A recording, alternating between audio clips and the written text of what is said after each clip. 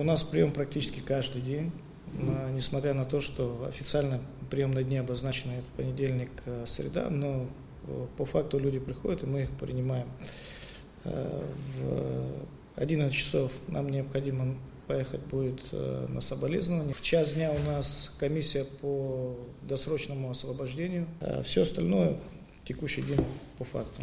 Вот уже второй день именно так начинается рабочий день вице-президента Абхазии Виталия Габния. Он рассказывает молодым людям о рабочем графике дня и приступает к своим обязанностям. Айшат Ломи и Аляс Ардзенба – участники проектов Госкомитета по молодежной политике. Ребята оказались первыми в списке тех, кто проведет 2 рабочих дня с вице-президентом Абхазии. В администрацию президента они пришли как раз к началу рабочего дня. Студенты наблюдают за работой политика, задают интересующие их вопросы. Во-первых, они должны понять, как образовывается день, чем мы здесь заняты, поскольку, когда мы говорили с Денисом Соломко и Алясом Авицба, где ребята по одному дню должны были провести с вице-президентом, я сказал, это совершенно ни о чем, потому что не то, что недели, месяца даже не повторяющие, хотя бы, пусть это будет по 2 рабочих дня. Вот у ребят всего-то были 1 день, из которых полновесным у них были половина рабочего дня. Много что интересного для себя вынесли.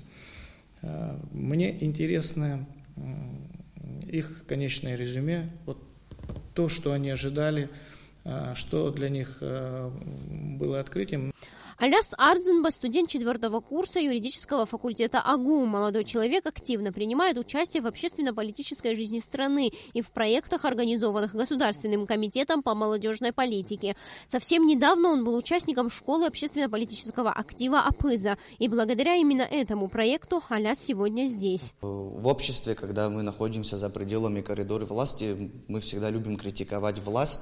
Но при этом мы не находимся здесь и не видим, что здесь происходит. Может быть, у меня тоже было такое впечатление до этого, но увидев вчера, то у меня уже мнение о власти поменялось, потому что реально очень кропотливая и трудная работа принимать граждан, выслушивать их проблемы, одно заседание за другим.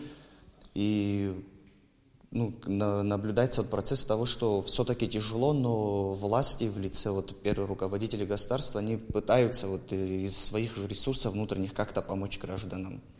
Ребята имели возможность ознакомиться с графиком работы и ежедневными задачами 2-го лица государства. Они присутствовали практически на всех встречах, которые провел вице-президент в течение дня.